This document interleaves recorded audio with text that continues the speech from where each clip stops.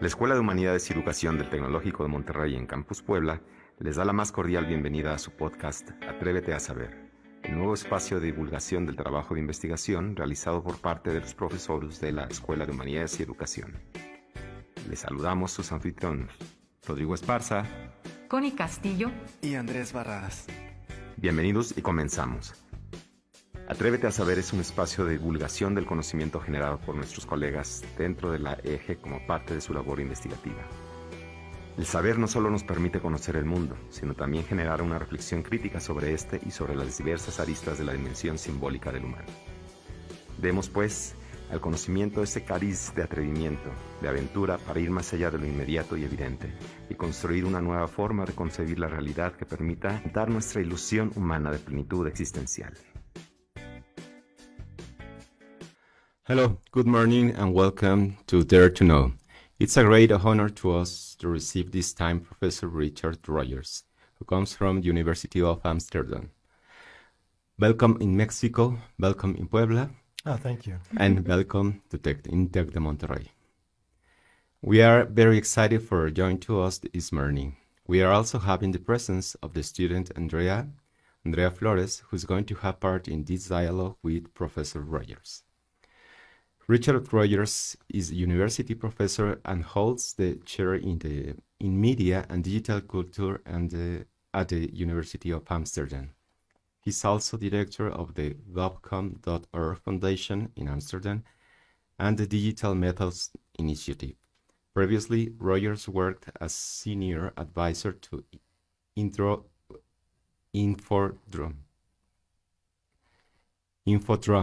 the Dutch Governmental Information Society Initiative. He also has worked as a research and tutor in computer-related design at the Royal College of Art, London, research fellow in design and media at the Jan van Eyck Academy in Maastricht, and researcher in technology assessment at the Social Science Center Berlin, Wissenschaftszentrum Berlin, and in strategic computing in the public sector at Harvard University JFK School. He earned his PhD and MSc in Science Studies at the University of Amsterdam and his BA in Government and German at Cornell University. Over the past decade, Rogers and the Webcom.org Foundation have received research grants from Dutch government, Soros Foundation, among many other foundations. Rogers is author of Technological Landscape, Royal College of Art, London, 1999, editor of Preferred Placement Knowledge Politics on the Web, Champagne Egg Press, 2000, and author of Information Politics on the Web, MIT Press, 2004, and in 2005, he won the Best Information Science Book of the Year award presented by the American Society for Information Science and Technology. He's also author of The End of the Virtual, Amsterdam University Press, 2009. His book, Digital Methods, with MIT Press, 2013, was awarded as the best book of the year by the International Communication Association in 2014. He's currently working on the book project Critical Analytics for Social Media. On the other hand, Andrea Flores is a fourth-semester communication student at the Tecnológico de Monterrey. In her academic, creative, and personal journey, she has been focused and interested in various topics such as storytelling, history, psychology, gender studies, and philosophy. She loves to generate and consume narratives that question the state of things, and loves to explore the gathered knowledge and experience on new and unknown topics. So very welcome, Richard. Very welcome, Andrea. Thank you. And we're going to start with the same question that we used to make to our visitors. The first one is, why should we dare to know? Interesting question. Generally speaking, the quest for knowledge has this sort of long and deep and rich history, and I mean, my quest is one that I suppose started as a kind of amateur archaeologist. I think archaeology is one of the kind of sort of original epistemological pursuits where you dig down. I mean, there are the other pursuits where you look up, and so. But mine is to look around, so to speak, and in particular to the. I mean, I study the internet, and I mean, I think nowadays it's quite different from when I initially started, when there was a lot of hope, and we dared to know about the sort of the prospects for a more pluralistic society, or where there was more sort of acceptance of difference and diversity. And nowadays we're getting a little bit less of that. So we want to know what happened to the internet, really. Thank you very much. So Right. So, wow, great. Yeah, it was really interesting to read about your work and it precisely like the way you approach things and the topics that you cover. I spent a few times reading some of your articles and watching some of the videos that you've posted, lectures, and it's a whole world, like it's massive. And with it, I wanted to ask you first, like probing question about some of the terms that you use, especially starting off with how do you define the web itself, and with it, web epistemology.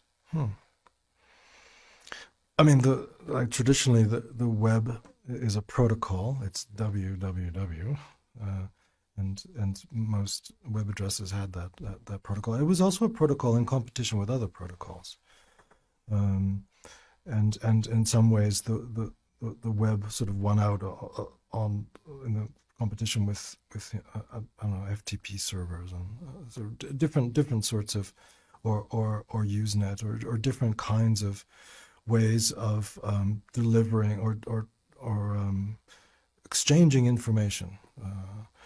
Now I mean, since then, so I mean, I guess it was the first web browser, so 1993, 1994, which catapulted the web to a status, which began to catapult the web to a status different from other protocols.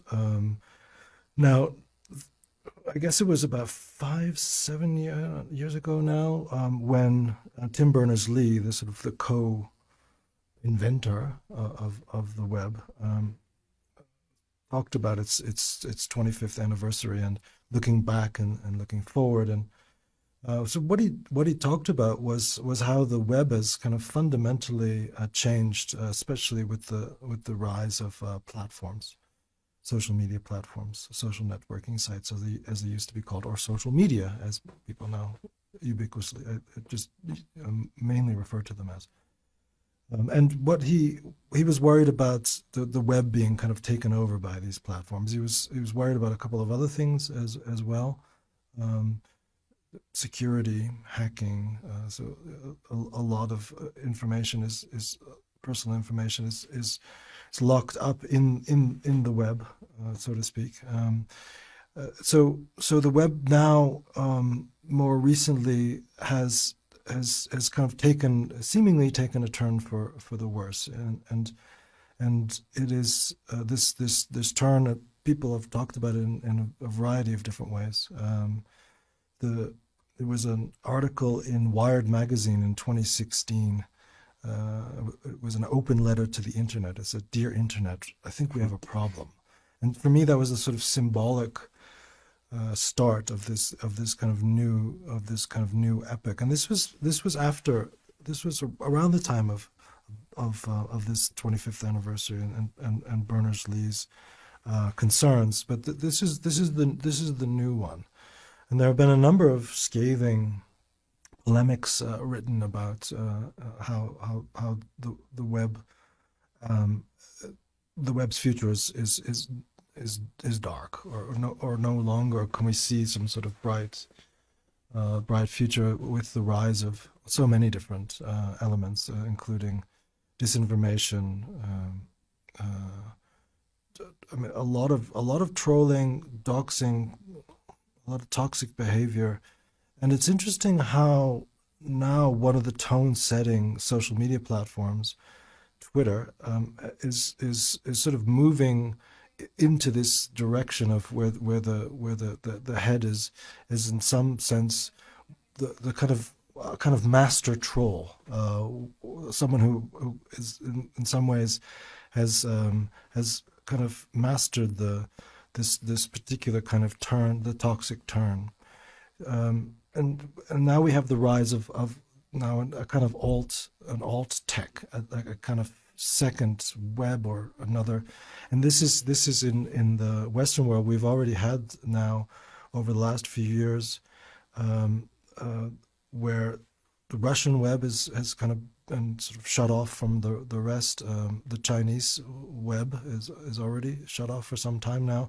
So we're now seeing a kind of the end of the World Wide Web and with the rise of a kind of balkanized web.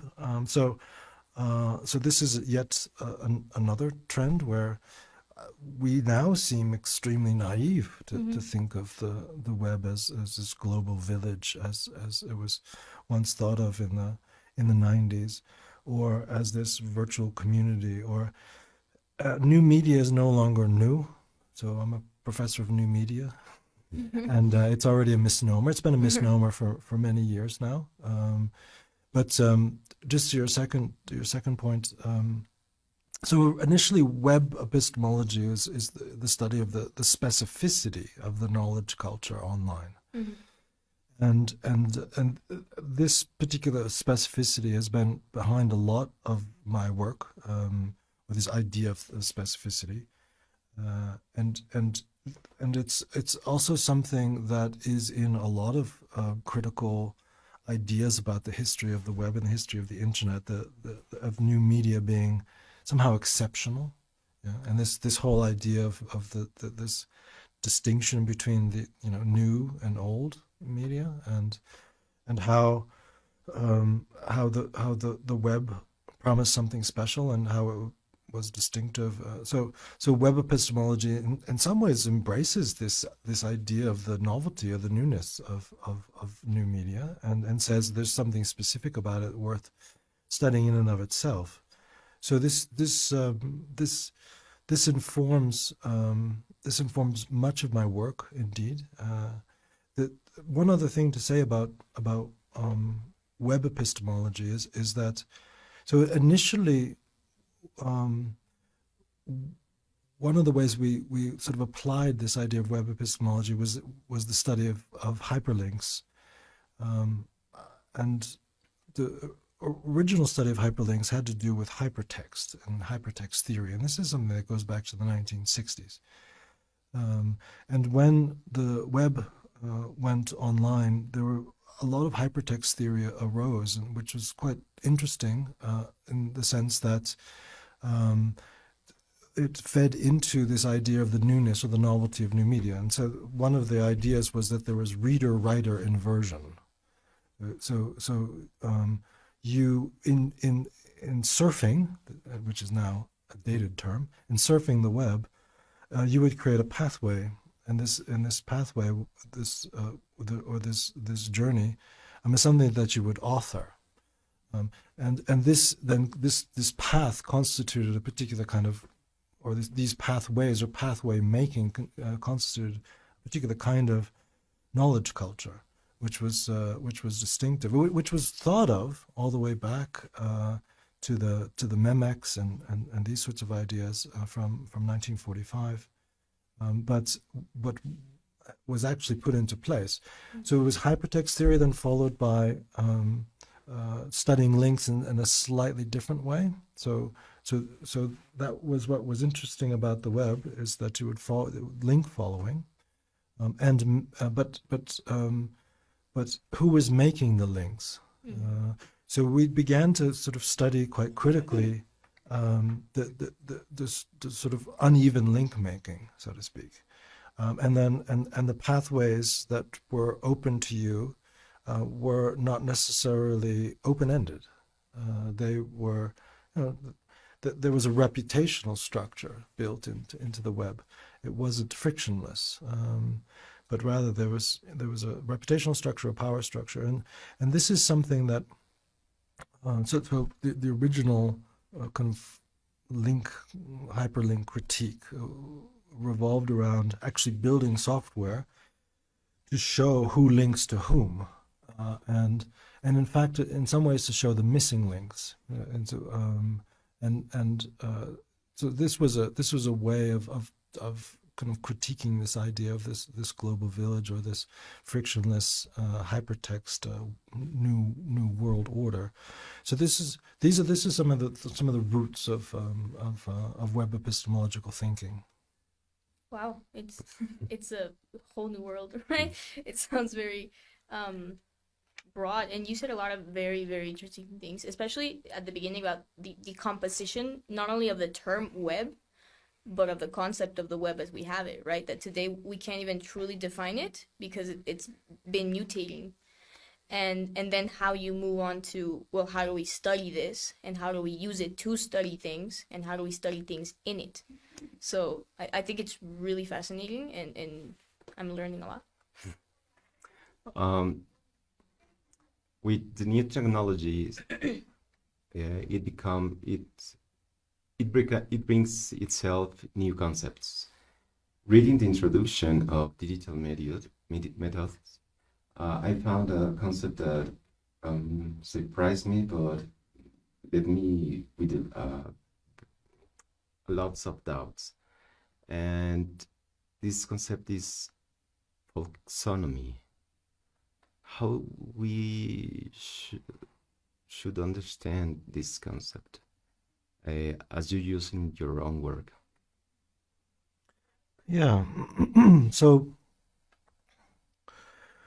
folksonomy is tagging information by the people instead of by experts, right? So, or categorizing information by the people instead of by experts, and so a lot of it. I mean, it's interesting to think about how much of the information that's organized on the web, at least initially, had in some ways been sort of ordered or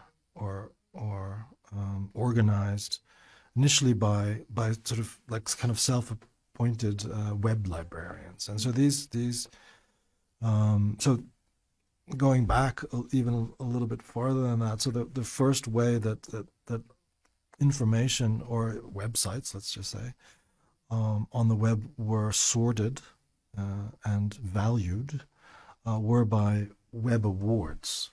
So these would be these stickers, these little badges that would be placed on websites. And then if you click the badge, you would click through to the award giver, and then you would see what other awards this award giver had and who else they would be given to. You would have names. So, it was like the cool science site of the month. Okay, so then if you were to click through to that, then you would see cool science sites. Okay, so these were kind of, I mean, it was a mixed group of people. Some were more professional than others. Some were, as I call them, sort of self-described librarians. This sort of evolved, this kind of practice, I mean, not directly, but let's say historically, evolved into web directories. And there were some famous ones. So the Yahoo search engine, which was bigger initially than Google, was a directory, and so that means a sort of list of topics, and then and then there would be subtopics under topics, and then there would be websites per subtopic,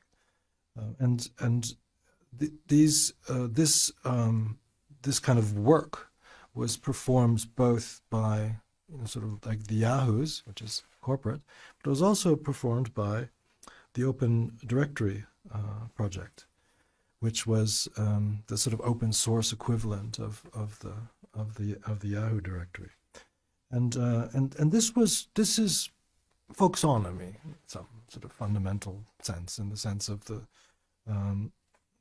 you know, the tagging, the organizing, the categorizing of information per subject by amateurs or by people who are not. I mean, there was a lot of terminology that challenged this idea of the sort of the expert versus the amateur, especially with respect to new media. This came a little bit later, but there were terms that tried to create sort of these hybrid notions, sort of, you know, prosumer, pro-am. Pro-am is the term that tried to bridge this sort of professional amateur divide, because these people who are doing this, they, you know, quite dedicated. The prosumer notion, by the way, that came later had to do with you know, citizen journalists, citizen you know, bloggers using professional grade equipment. But the folksonomy term, I think, found its, I mean, it's not necessarily used as much as it used to, but I think it found its greatest expression in Wikipedia.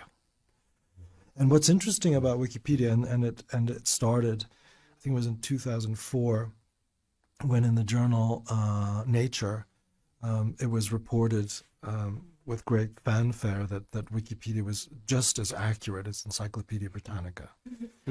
And then it's very interesting to look at what they actually did in order to make that finding. So they took a series of topics, maybe 50 or 100, most of them from the natural sciences, in fact.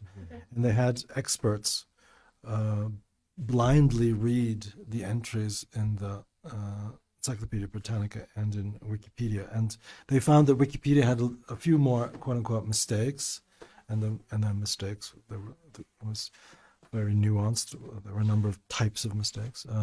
But by and large, they called it a draw.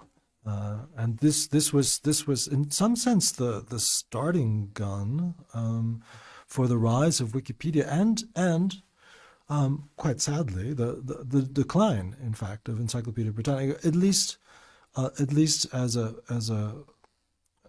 print project. I mean, I think it might not be printed any longer. Actually, I'll have to look this up.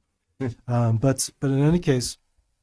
So you now had the rise of this. I mean, the term that took over for folksonomy was crowdsourcing, or the wisdom of the crowd, which we can also like dig into, the extent to which the crowd is wise.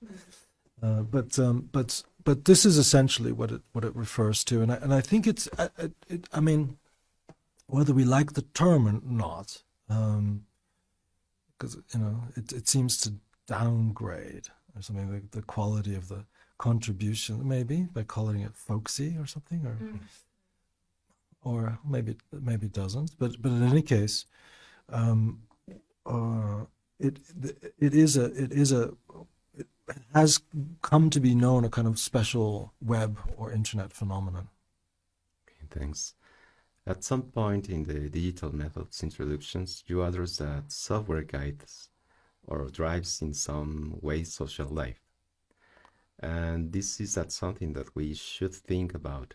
Why, or think it in what sense? So the question is, or the point is that software guides social life? Yes, and you said that we should think about that software guide us, or sort of software guide social life. Why, or in what sense?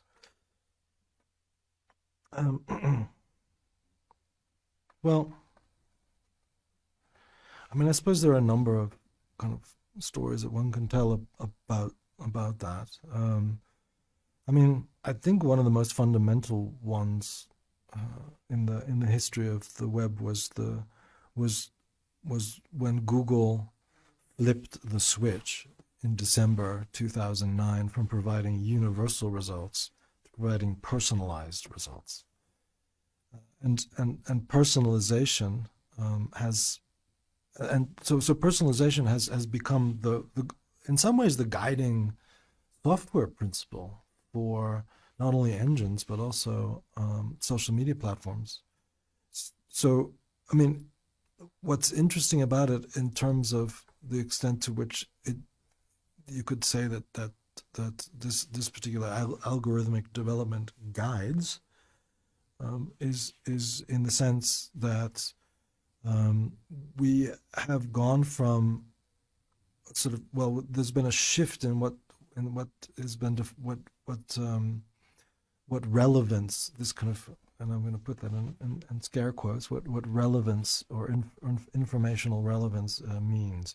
So it used to mean quality of results in some sense, right? It used to be a kind of library science or information science definition. So if you searched for something, you would get back that which matched it in a sort of in an information science sense. And now when we search for something, you get something back that matches in the sense of that it's something that you in some ways prefer. Right. So then that's a fundamental shift in the kind of, in the sort of the general informational culture online, as well as in what we get to see or what gets privileged. Mm-hmm. Right? So what sort of sources, or then if we start moving to social media, what kind of people or privilege, or what gets privileged. And so in some ways, I think that's quite a fundamental change, and I think that would be a good example of an answer to the question of how software guides. And if I just might add something to that, I think more generally, and this is an argument that many scholars have made, what we see in the general algorithmic approach of recommendation is the assumption. And that assumption, I suppose, has been quite tested. But the assumption that we prefer to live in a sort of homophilic society, right. So to be amongst people like us, mm-hmm. And as opposed to a heterophilic, or as opposed to something more serendipitous. So this is the dominant algorithmic paradigm. So personalization plus the homophilic. So in that sense, you could argue that the software, the radical position will be that software has narrowed our horizons and atomized us and I don't know, maybe enveloped us in our own sort of in our own chambers. These are the terms that people use, of course, are these filter bubbles and these echo chambers. So a filter bubble is algorithmic and an echo chamber is interpersonal. But these sort of terms that people use, I think that they have a lot to do with this algorithmic shift or this shift in sort of software culture. And I mean, apart from music recommendation systems and maybe some recent developments in sort of the TikTok's For You algorithm, which seems to be slightly the music recommendation system. You want more discoverability there, and TikTok, there's apparently less routinization or less repeating or less there's this quote unquote sweet spot where you want 80% familiarity and 20% difference or something like this, and just, turning the dials or moving the slider is apparently bad for business. So this in a sense, I think this is where we're at in terms of how software algorithmically in ways, but also in a business sense, guides us. Okay, thank you very much. Yeah, I was actually gonna ask you a question that had to do with that, and I think you just answered it. You got ahead, but that is great. Actually, I'm still gonna ask, to probe more into it. But You were talking about how these algorithms are affecting society, and I was just about to ask you about the social, political, and ideological polarization of people via the internet, which is something that you just mentioned, that because we get these specialized algorithmic results on our social media, on our web browsing, on the access we have to knowledge, people are going into these bubbles, right? So I was going to ask you precisely from a scientific epistemological point of view, how could we possibly explain that, right? Like this extreme radicalization of people on the internet. An example right now that's very famous in United States, the Democrats and the Republicans are incredibly radicalized, and that the internet is kind of like propelling that. How can we explain that from an investigation point of view?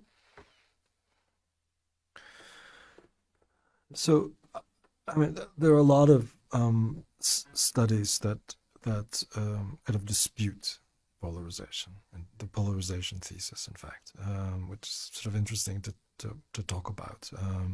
And these are in some ways the more recent ones. So if we go back a little bit and talk about some of the most sort of brazen or more powerful theses about polarization, one is the rabbit hole thesis. Mm-hmm. Right. So this is one that has been attached to, particularly to YouTube, but you can imagine it possibly in other sort of online video platforms, and this is the idea that because it is in the business interest of the company to lengthen retention time and promote quote unquote binge watching, that the only way to do that is to give people more and more extreme things to look at. So this is one of them, and another one. So in terms of these polarization points of departure, and another one are particularistic feeds on Facebook. So if you're of a particular political persuasion, you get one type of information. If you're you get another type of information, and they rarely cross. And this has been demonstrated on a number of occasions, also in the past. Another one is that you have a lot of platforms who are privileging their own performers, so to speak. So influencers on Instagram, YouTubers on YouTube, and these are not. So they're privileged no matter what topic is searched for or what have you, and so there's the question of social responsibility. There's a question of the extent to which a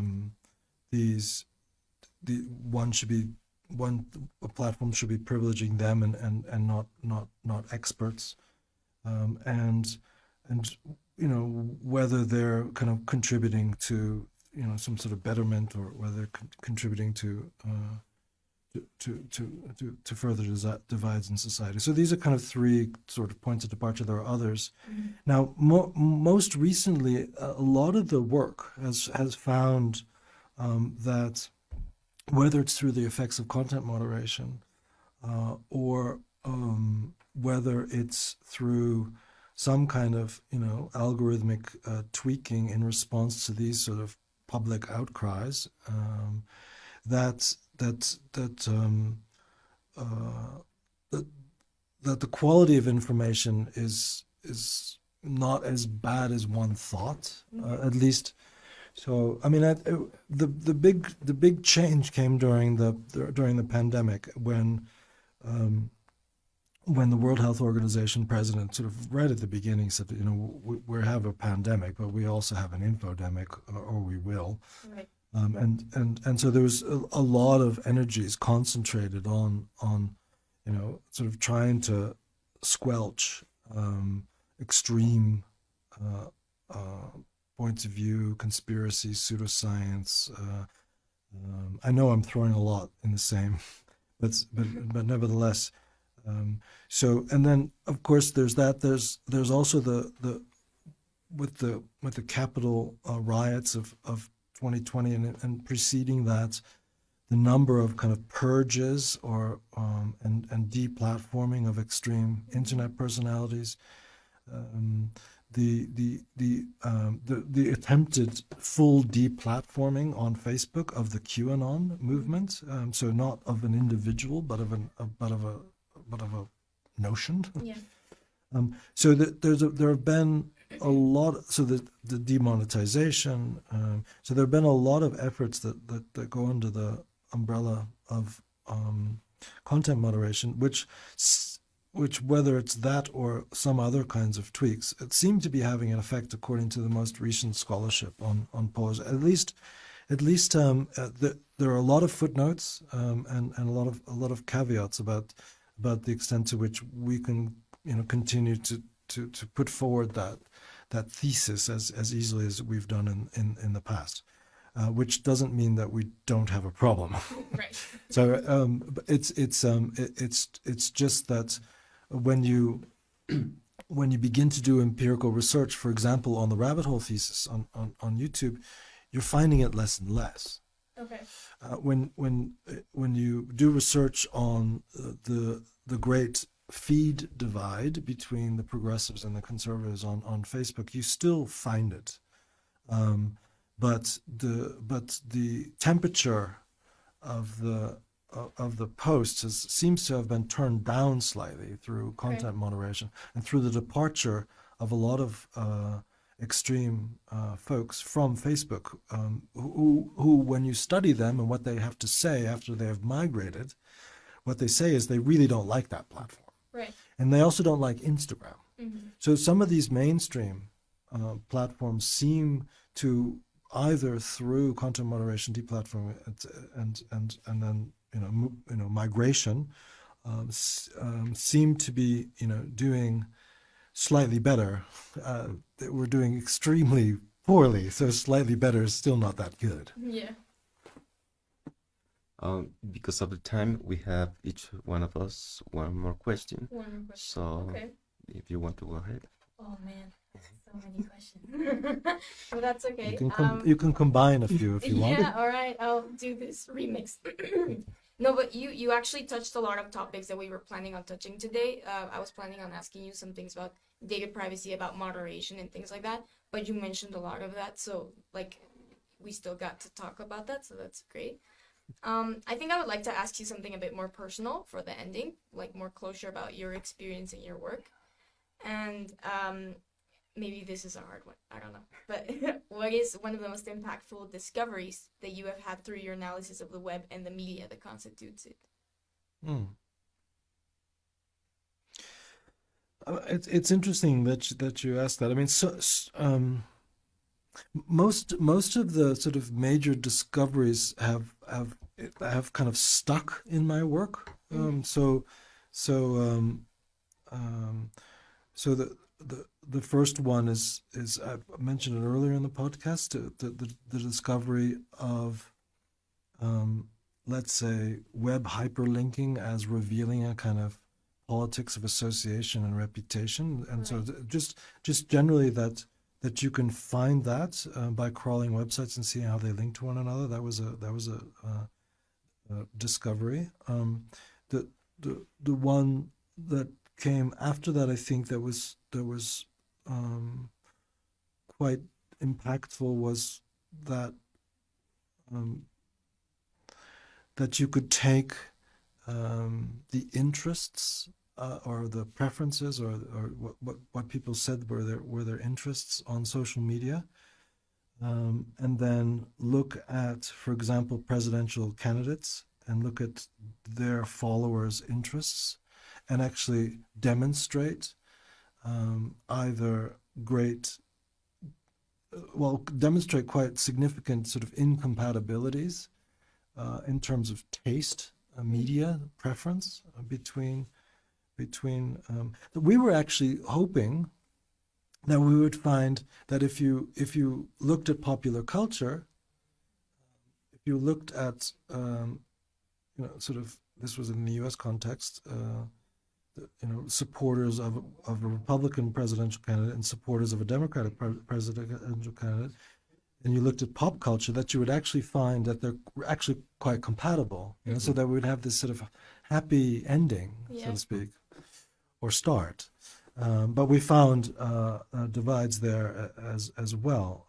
That was kind of an impactful discovery. There's been a lot of work since then on how and what engagement on social media platforms can tell you about what animates movements from the alt-right to diasporas, and this has been quite significant.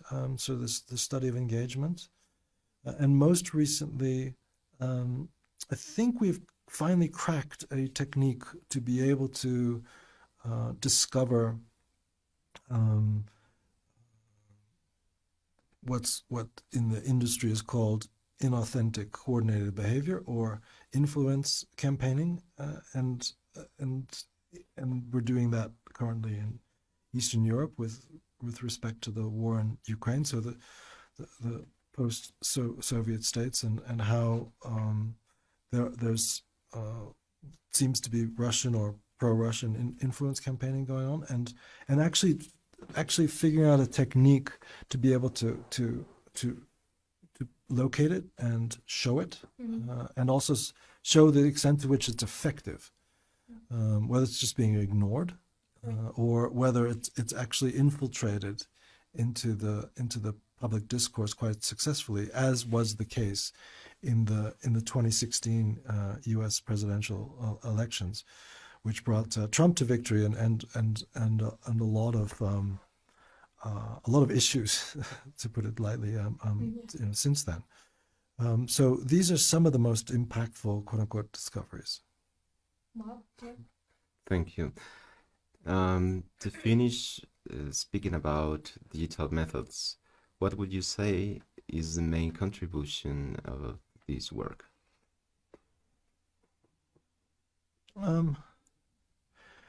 So digital methods were born in a particular period of time, and they're of a moment in time, sort of like, let's call it early Web 2.0, when social media platforms were new, and there was great hope about the extent to which these platforms were kind of writerly, in the sense that we would be able to both populate them in interesting ways, but also take the data from them and mash them up, mash up data streams, so to speak, so that we could make some interesting findings about what's happening. So in terms of, I don't know, social and cultural trends, and we were doing that in a critical way. I mean, also the like Google Trends is a sort of is an application in and of itself, and so it shows like the top queried terms, also geographically over time. It's also very interesting, but at the same time, we were seeking to do that work in a critical fashion, and so I think what digital methods, what I think one. I don't know. There are a couple of contributions. So the first one is that it's in some ways an alternative to data science. So right now, so in some ways it's an alternative to data science. It's the contribution there is it doesn't try to remove the medium from the data, Rather, it strives to keep the medium intact in the analysis. So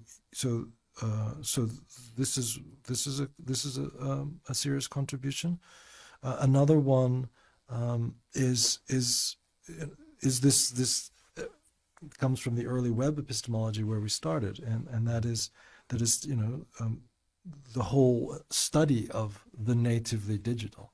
So this idea of the specialness, the exceptionalism of new media. And so in some sense, if this is an old school, it's not new. It's actually quite an old school idea, digital methods. So this is another one, and I think finally there are a couple of things that are interesting about it. First of all, is it comes from a particular kind of Amsterdam context. So there are a number of different historical